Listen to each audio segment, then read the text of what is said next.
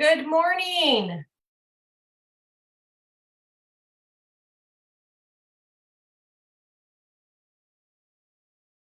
least I think we're. And now should I now say good morning? Guys, 700. Super amazing. Like amazing. I'm super excited to do this coaching call.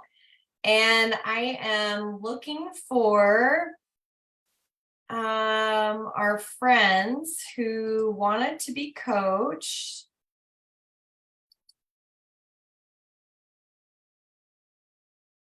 To get on.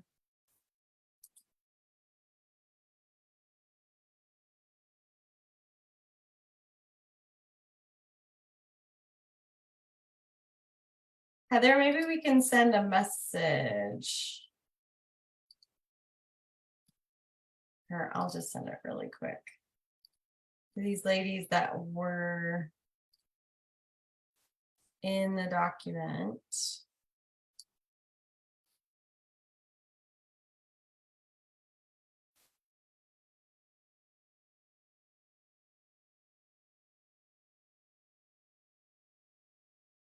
So if you're getting coached, Brianna, Christy, actually get on Zoom if you can. If it's unavailable to you, I'll just know that you're in the chat. But if you get on Zoom and be like on here with us, you don't have to have your camera on. Like, but if you can be on here with us so we can do some back and forth in real time, because in the chat, there's such a lag. That would be amazing. If you can, so let me know in the chat if you absolutely cannot get on the Zoom. But if you can get on and be on the screen with me, that would be optimal. That would be fantabulous.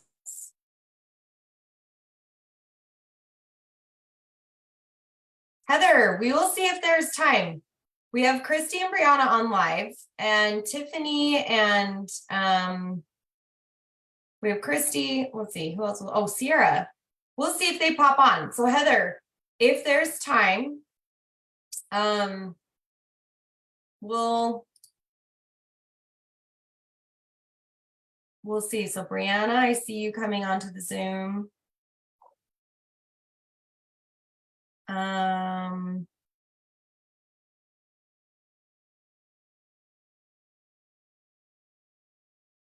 Christy, saying she's gonna come on.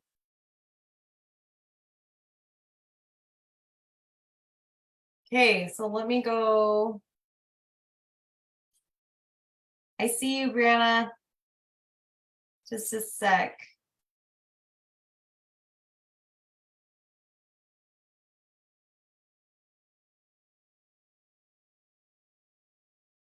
Okay, so let's just go ahead with what we have.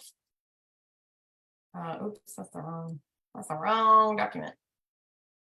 So I don't see Sierra in the Zoom room or in the chat. So let's go ahead with Brianna. She says, I would like help with discipline without whooping. It's a constant thing. I hate it so much. I'm tired of feeling like I have to bribe, threaten, or yell just to get my kids to listen. This is really good. Thank you for being vulnerable on where you're at in your parenting journey, because that is just, okay. So if anyone that's not in the Zoom, but you're in the chat in Facebook, like if you have ever felt like you maybe spanked your kids, maybe you yelled at your kid and you're just like, man, I'm not a good mom. Like I'm not doing this well, or whatever it is.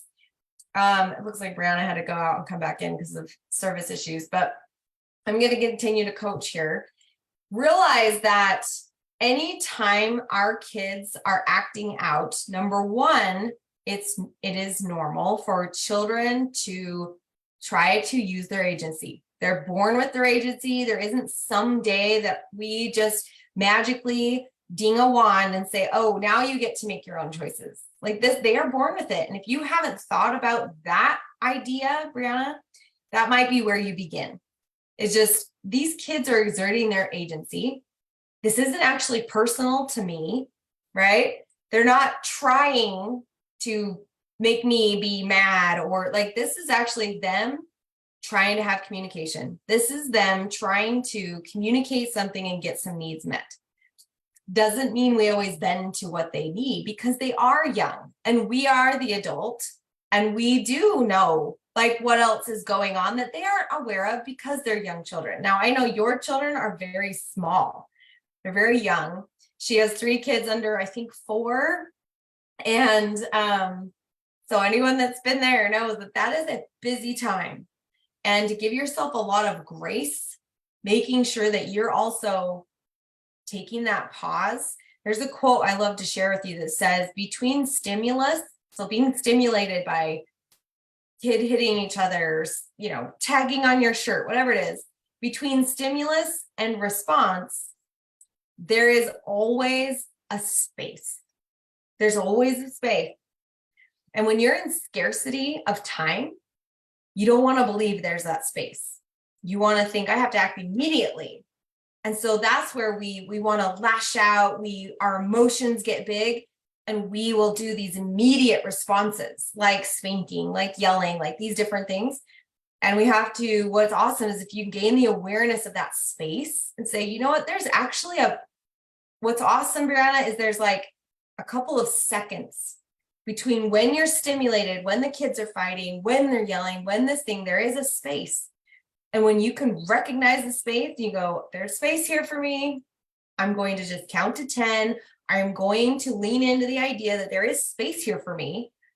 I actually can claim the agency that I get to choose how I react here.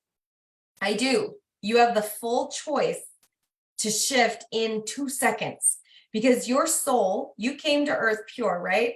Your soul is in there. Your highest self that's full of love is in there.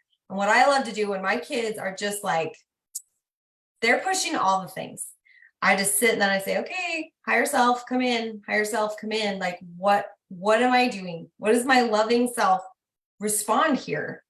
Because what's interesting is our kids are actually, as people say, they're our greatest teacher. They're reflecting to us something about ourselves we don't like. So if they are out of control because they are not getting what they want, what's really cool is to turn that around and say, do I feel a little out of control because I'm not getting something I want? The job that I want, the massage that I want, the income that I want. It's so interesting because we look at these kids and we're like, oh man, they're throwing all these fits. We never are not human. Adults throw fits too. We've just learned to keep them inside. And sometimes we don't keep them inside very well. So what's interesting is I found this for myself. I used to be a spanker. I used to be a yeller, is that I was actually reacting to my child that was reflecting something to myself. And I was behaving what I believed I should be doing to myself. Like literally, be like, I'm throwing a fit. I'm upset inside, to where when they throw it at me too, there's the immediate reaction is to stop it. I want to stop this. I'm going to do whatever it takes to just stop this. And that might mean spanking because that shocks the child, right? That might mean yelling so loud that the child becomes scared, so they shut up. Like this is humanity, you guys. I'm not even going to like say that it just is, but realize what's really happening is a reflection of what's going on inside of you as well. So if you can grasp that pause and say, okay, between stimulus and response, there is a space for me here. I can choose different, and not only choose different for my child, but in that moment, you're choosing different for you. You're claiming the agency that you can actually feel different yourself. Like, I've been throwing a fit about something. What is it? Can I sit with myself and journal this out, talk it out? What am I mad about that's making this moment so big? Tell me what made sense in there. Something you feel like you can work with. If you can't come off mute, that's okay. I'm glad you're here live. Let us know.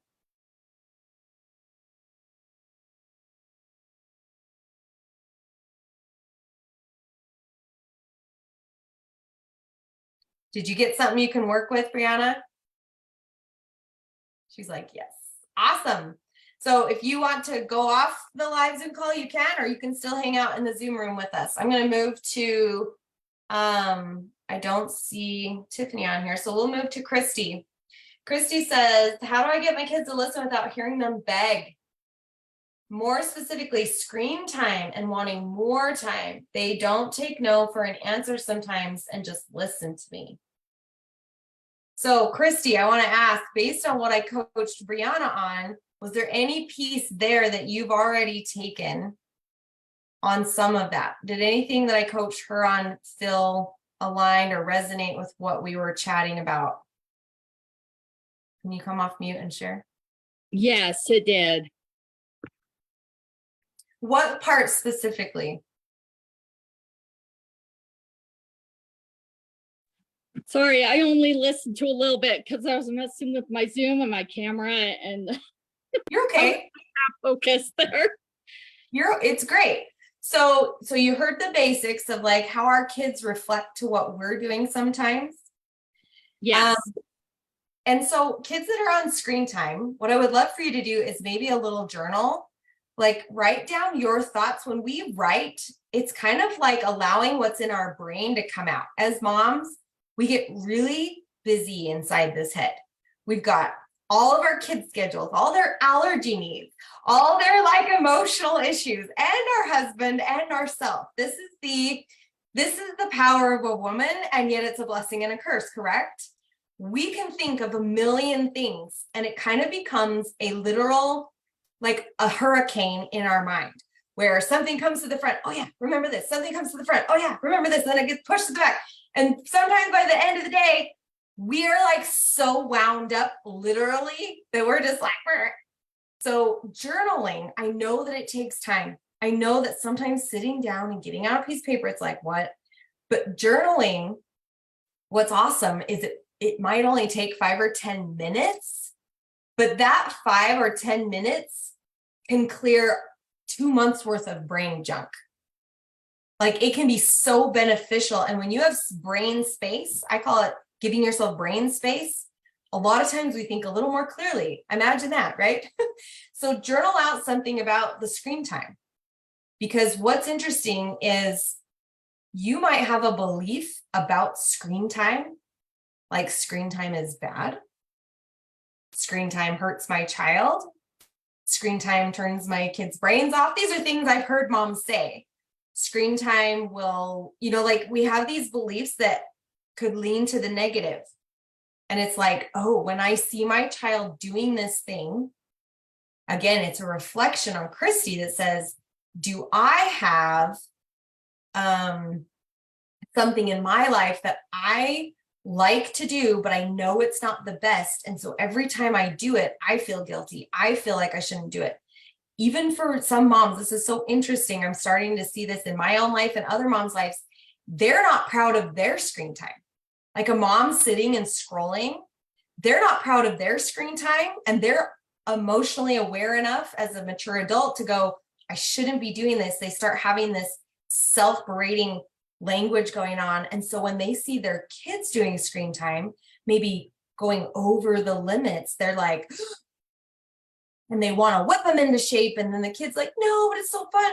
And it's your reflection of, but we can't have fun with screen time because you told yourself that I can't sit here and enjoy this screen time. So when they do it and they want to experience that, you're like, no, this is not what we do. We don't do that. You're really talking to yourself, right? It's so interesting. So what I would love to coach you on is to journal that out, find out what your beliefs are about screen time, then get real with yourself on what am I doing with screen time? How do I feel about my screen time? See if there's any similar frustrations there.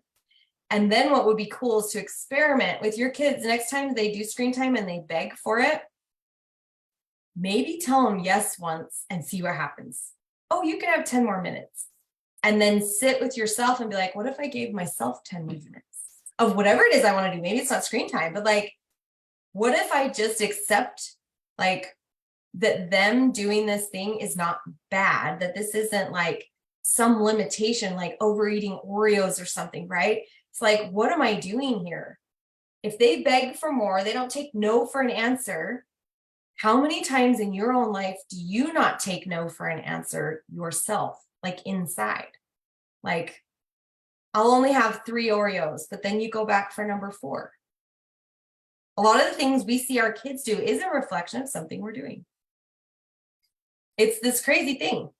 So do that journaling. Tell me what made sense in what I shared.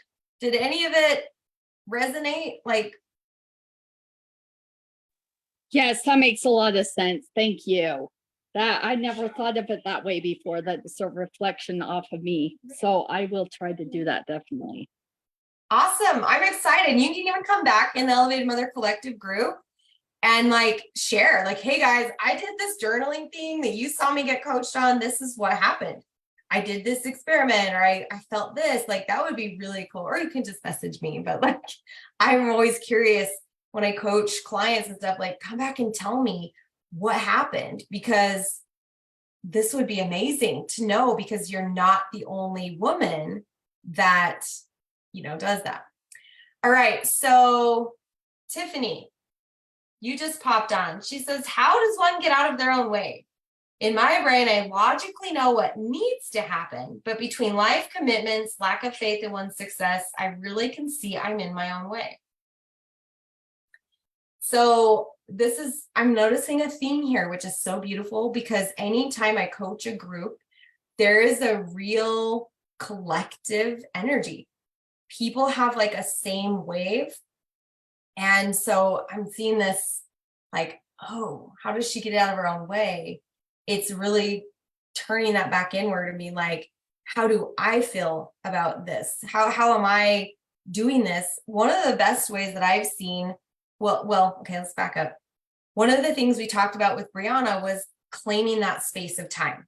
That was her claiming her agency, that I can make a different choice here. And with Christy, she's going to decide to claim her brain space. She's going to use the agency she has to claim this. And with Tiffany, same idea, same wavelength, same vein. We're going to say, have you fully claimed who you are? Have you fully claimed and been like, I am, and that I am statement is so powerful if you've done some scripture study, right? I am what? What identifiers have you already said? This is what Tiffany does. Because what happens is if we become so identified with some of this stuff that may even come from when you're 7, when you're 12, we've had this is how I am. I'm shy. I'm bad with money. I'm overweight. I don't do scary things. Like, you'd be surprised what can come out. Like, what identifiers do I identify with? That I really think this is who I am and what I do. Because if you are so identified over here, a new identity, maybe an entrepreneur, maybe someone that's good with money, maybe someone that's, fit and is really health aware, maybe someone that, I don't know, whatever it is that you're like, I can't see this identity working for me. Like, either you're scared of it or whatever, but it's like, usually that means there's something else you've highly identified with that either you haven't identified. Like, I would love for you to do a journal that's like, what can I already see is my identifiers, and are they serving me? Lots of people live life on autopilot, not even realizing that some of their identifiers actually aren't serving them. Does it serve a certain person to believe they're bad with money? Does it serve someone? It's like, why are you using all the powers of the word and all your energies to identify with this? So it'd be cool to go down that list and be like, is this serving me? What was the emotional benefit of believing this? And then go to what you would like, what that soul, your soul inside, your higher self is trying to like communicate to you. Like, we want to do this. We want to do that. And look at those and say, could those serve me? Outside of the idea of identifying with it, can I at least accept that these could serve me? That this really could be, it's leaning into that idea that your success is already certain. Like, if my success is already certain, how do I act? Who do I talk to? What kind of circles do I spend time in? And also looking at this identity over here that hasn't maybe served you very well and saying, What kind of circles am I staying in that's keeping me here? Totally. What kind of stuff am I doing? Tell me what's making sense.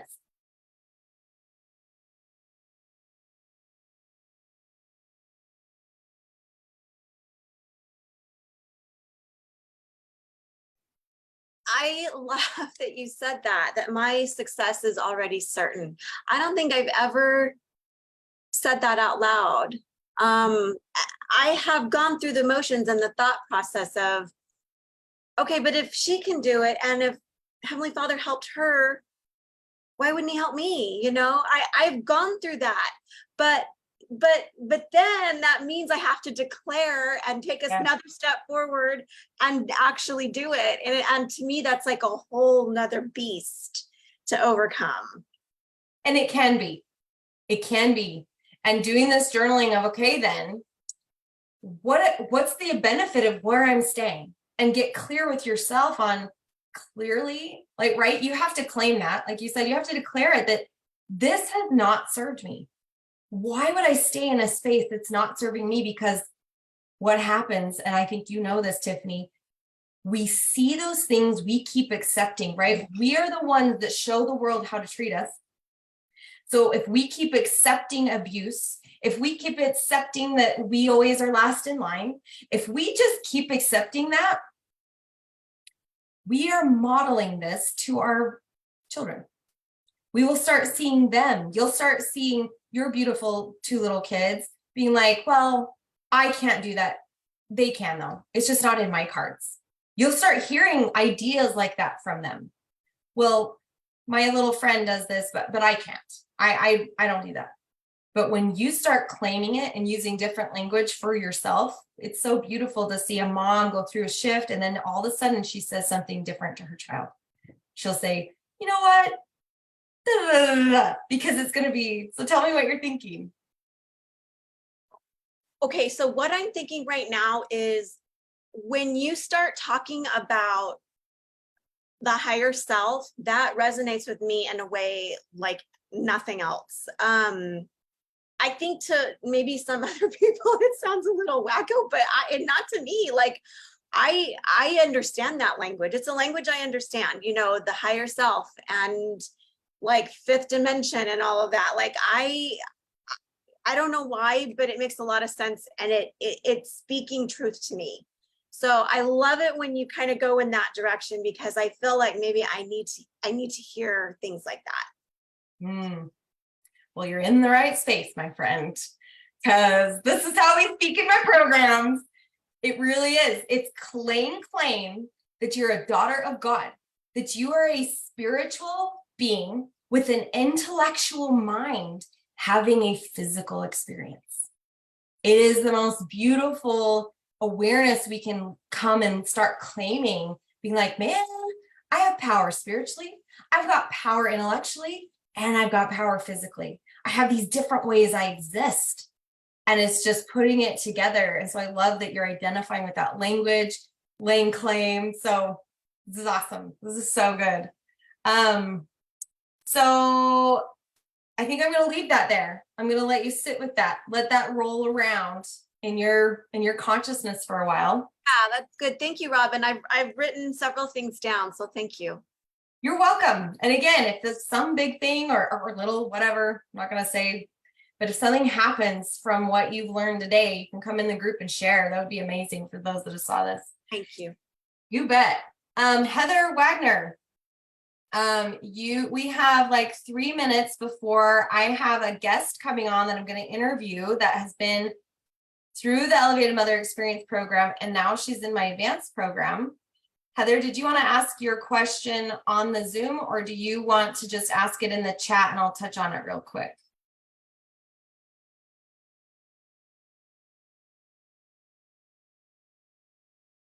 There's always that lag.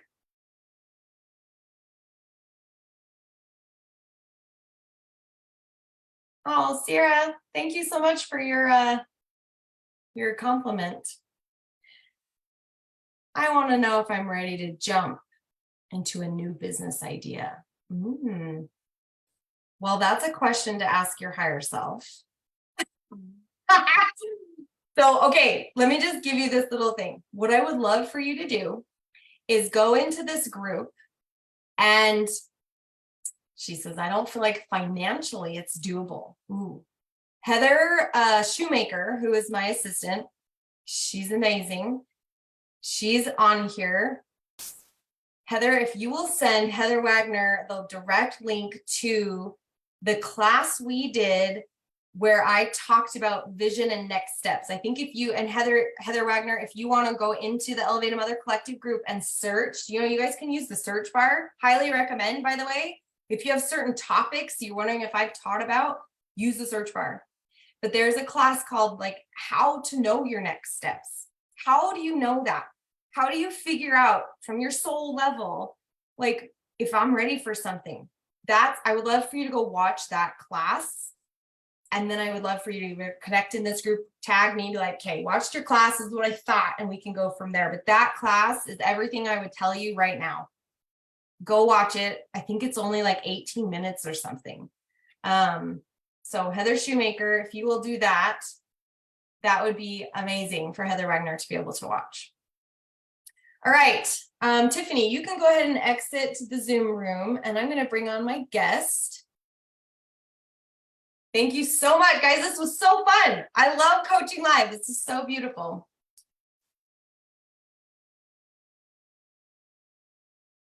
All right. And Heather Shoemaker, you could probably exit too if you want to. So this beautiful lady that just came on is named Missy. I think it's technically Melissa, but like, she's like, no. Okay, so she's someone that I've known for a while. We've connected at different points in our journeys and recently become more connected, and she's decided to come in and learn from some of the things I've expanded on, and I'm getting the beautiful opportunity to learn some of the things she's expanded on.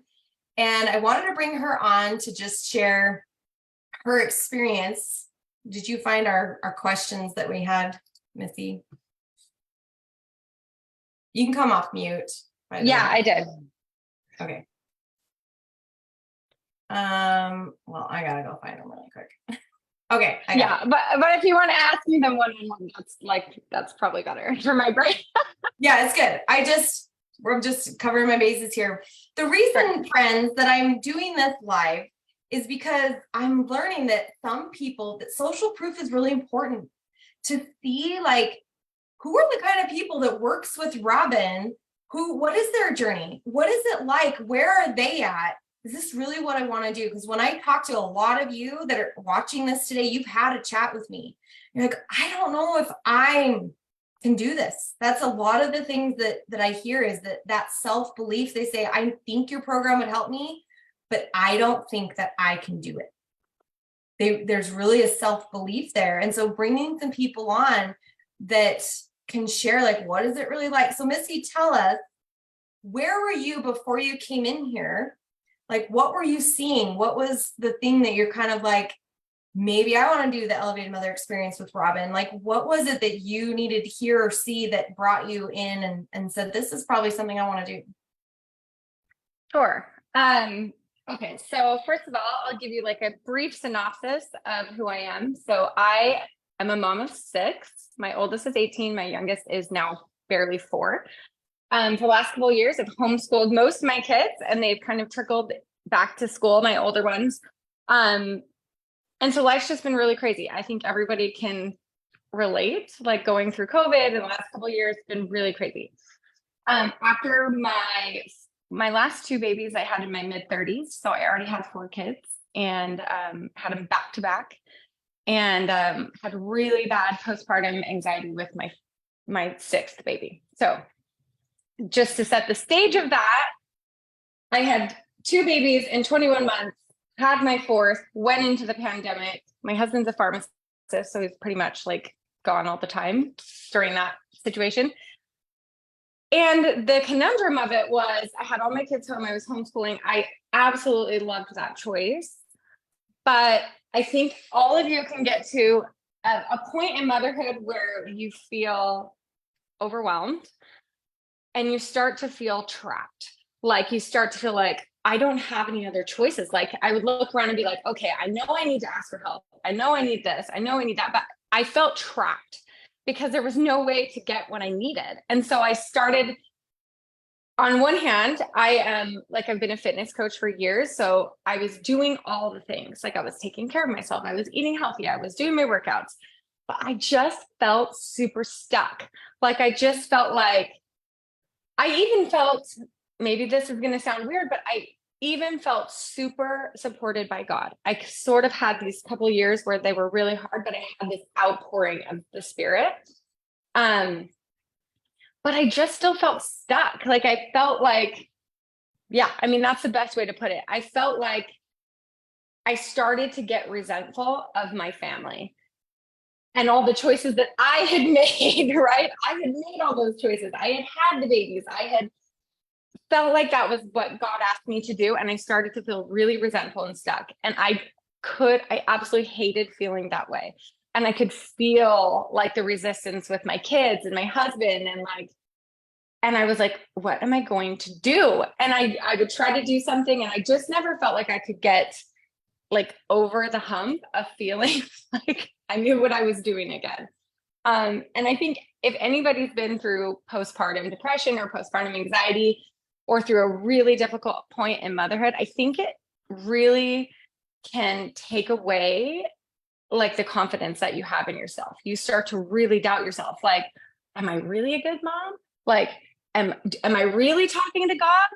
So that's kind of where I was. Like, I got to this point where it was so challenging in my life, just my life circumstances, that I was like, well, there's no way out. Am I really doing this well? And so that's kind of when I came into the program. And someone who was in the life coaching grabbed onto the phrase that your success is certain. And that was a phrase that brought me into the program for a lot of reasons. But I looked at Robin and I was like, gosh, like, how is she experiencing so much ease and peace in her life? Oh, she's just as busy as me. She's got lots of kids. How is she so sure that her success is certain? And that's kind of where I came into the program initially. So anyway, hopefully that answers the question. That was great. That was awesome. Thanks for sharing that.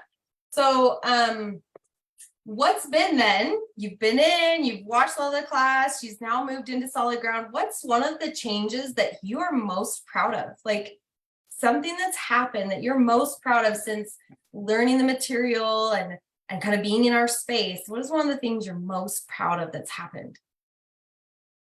Yeah, I think the first thing that I want to bring up is I think a lot of people do have calls with Robin and they're like, can I do this? And I'll tell you, I have a kid going to college. I have 2 busy boy teenagers. I have 2 really crazy little kids and an 11-year-old daughter. My house is so busy every single day. And I looked at the program and I was like, I just don't know. Like, can I invest the time? Because I wanted to make sure that if I came in, I had the time to do it. And this is what I realized is that for me, I had put every single person in my life on the back burner for so like myself. I had put everyone else in front of myself for so long. And I actually didn't think that I was doing that. I was like, oh, I'm taking care of myself. Like I'm self-caring myself, but I actually wasn't like actually asking myself, Missy, what do you want? What do you actually want? What do you actually need? I was surface doing that, but I wasn't allowing myself to actually go deep and do that. So I think this is where I am most proud. And I have seen the biggest shifts. I just posted about this the other day, and this might seem small, but everybody knows like that pre-bedtime psychotic hour, right? That happens. We call it the witching hour. Well, it's when the sun's setting. And for me, like, that's like, we live out in the country and it's like the most beautiful time of day. So I told my kids, I was like, no, every day when the sun sets, mom is going for a walk down our hill. And I have 6 kids. They like to follow me. And I just was like, nope, you guys are going to do this for me. So I started taking that 15 minutes for myself. And I felt so selfish. Like, I was like, oh, I should let the kids come and the dog come. And then finally I realized, no, like that's actually not what I want. And I think as a mom, we have a hard time being like, no, I don't really want my kids to go. Because we feel guilty about that. But this has been the biggest shift for me, is really looking at myself and my dreams and my desires and my time, and having the courage to ask myself, what do you really want your life to look like every day? Like, do you really want to homeschool all your kids next year? Do you really, you know what I mean? And those are tough questions to ask yourself, because a lot of times we don't want to look at the answer. We don't want to tell ourselves the truth. So that idea of really having the courage to go inside myself and ask myself the question, what do you really want? What do you really care about? What do you really need? And actually put myself first has completely shifted my entire household, really. And I'm still grappling with that. Like even this morning, okay, I got up, I have this call, and you're gonna laugh, Robin, but I'm an hour earlier than Robin. I'm on Pacific time. So I got up and my kids were being crazy. And I was like, of course, everyone else is asleep. And I'm taking care of these crazy kids. And I was like, I'm such a victim, And then I sat with myself, it's like, no, you're not. Like, you have a choice how to be here. And that's the other thing, is like, it's not that I'm like magically a different mom. It's that I recognize that I can be a different mom. It's like, okay, I can choose to be the grouchy mom and feel like a victim this morning, or I cannot. And then I had this call and I was like, oh my gosh, I realized, oh, it's at 9:30 my time. It was like already 8:45. And I was like, oh no. So I'd like go wake up my husband, who's been working super hard. And I was like, hey, like, you need to get up. And I probably wouldn't have like felt so bad about that before. And now I was just like, nope, I'm like, get up, honey. You gotta take the kids. Because this is where I wanted to be this morning. And I've just stopped apologizing for it. I don't know how many people pleasers there are in this group, but I bet that a lot of you pretty much apologize for everything.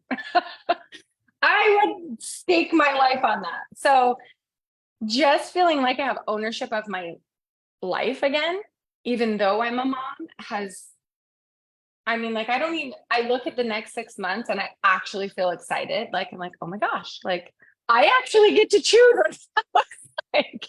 And I haven't felt that in a long time. So anyway. That's beautiful. Beautiful, beautiful. Tell us just a little, like, what's the value this program has brought to more than even just yourself? When you say my self-perception, where I'm going, my family, what's the value been? What does it mean to you to have these changes?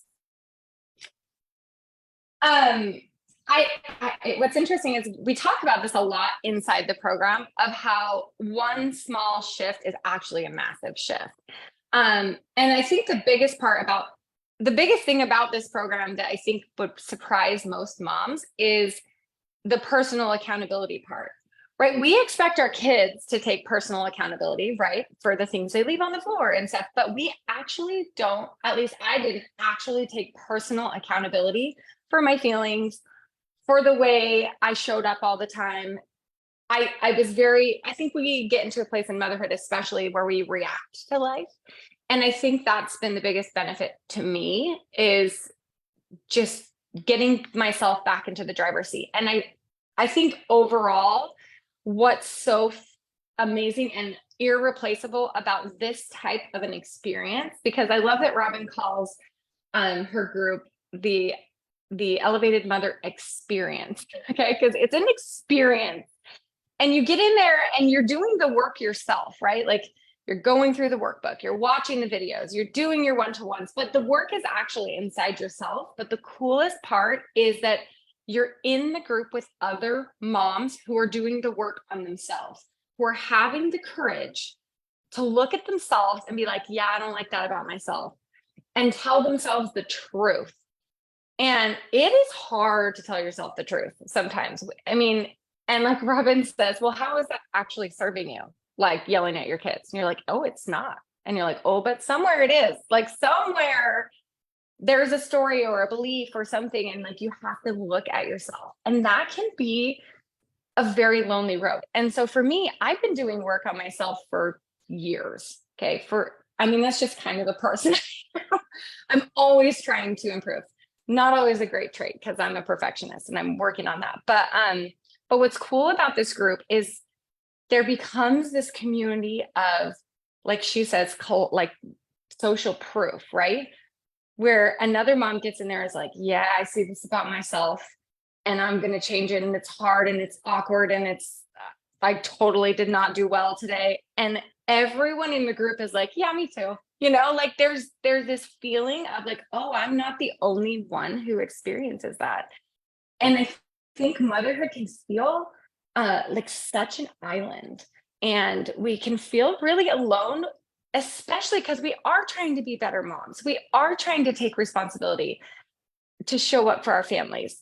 But like that work is internal. So when it's like you're doing your internal work, but you're externally having the support in a community where everyone else is doing that next to you. And it is really, really powerful. And I actually talked about this in the group the other day in my spiritual study of just like how anciently women would come together in circle and they would share their stories, and that's how they would teach each other, and that's how they would grow. And we've kind of lost that in our culture, especially in the United States. Like honestly, when do you get together with like all the moms in your neighborhood and like sit around and be like, dude, how's parenting going for you? You know, like, I mean, sure, maybe you have friends that you talk about that, but like, how deep do you actually go? I mean, even at church, like how deep can you actually go in one lesson at church? You don't. So that's what this community has done for me, is like, it's allowed me to, one, hold myself accountable to finding the time and the motivation to do the work myself.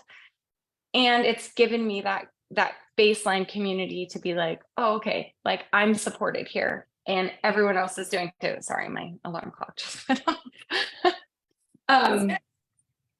So yeah, I mean, I think that is maybe what people don't see, because I mean, in the free Facebook group, there's some of that, but there isn't so much of that camaraderie and that vulnerability where people are really dug in and supporting each other as much as there is inside of the community. So that's been really amazing. That's awesome. Thank you so much for sharing. What is one piece of wisdom, like some truth bomb, something that you would, when people are going to watch this, and people are going to watch this recording, what's something you want to leave on this recording today? That you're like, I just want moms to know this. What is that you'd like to share with us? Sure. And I think this is also probably one of the massive spiritual shifts that I've had.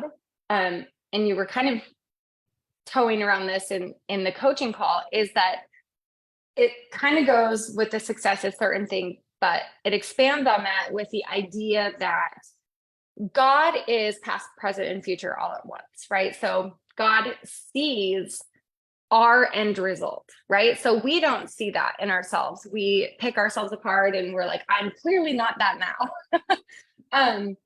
But for me, like really sinking into the idea that the best version of me, the successful version of me, the most loving version of me already exists. God already knows that, Missy. And it's really helped me to visualize that and to sit with that, and to realize that, you know, I feel like so much of the time in religion, it's kind of like self-improvement, right? We're like, oh, well, I will experience God when I get to the end, when I'm perfect, and we sort of hold God at arm's length, because we are not ready to love ourselves completely like God loves us, right? It's us that's like holding Jesus away, going like, okay, like when I'm perfect enough, I will let you in, right? But for me, what's been life-changing is to really finally just say, that's actually not what God is. Like God is the right now. And God, in whatever mess of motherhood you are in, and it's messy, God is actually looking at you in that mess right now as the best version of yourself. It already exists. And the only person that doesn't believe that is me. And so really sinking into that and like allowing Jesus Christ to really be with me in the mess and to speak that truth to my heart consistently. Like when you yell at your kid or you lose your patience with your husband and you're like, oh, like to invite Christ back in and just be like, well, actually, like you're already at the end. You're already perfect. You're already that good. So just let yourself pick that version of you back up and move forward with that person. You know, Robin often talks about making decisions out of our future self, right? Or our higher self. But that's kind of what it's come to mean to me is like really allowing Jesus Christ to be in the moment with me and to not be like, oh, I'll have Jesus at the end. Be like, no, like Jesus is right now. Jesus is telling you who you are right now in your most perfect form. Pick it up. Like let yourself have it, you know? And I think we don't do that very well. At least I didn't. And so that has been like an overwhelming shift to finally just be like, you know what? I'm just going to actually believe Jesus. That actually feels really good. And that's actually scripturally sound and true. It's actually the truth. And I think we talk ourselves out of allowing God to love us that much. Like, how could God really love us that much? Oh, wait, God does. We don't love ourselves that much. And so that I'm working on it. It's a process, but it's been amazing for me.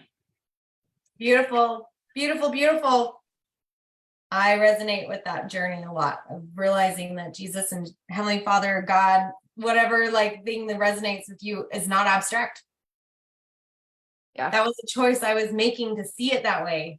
It's like, oh, like you said, in the scriptures, that's not what he says ever. That's Says, actually not scripture. I'm over here and you're over here. We can't talk. If anything, it's exactly the opposite. Come to me, come to me, come to me. We're just like, oh, we actually have to choose that. Interesting. We actually have to actually believe it, you know? Yep, exactly. Thank you so much for sharing. This is so beautiful. I appreciate your vulnerability and the energy that you bring to the space. There's a magic there.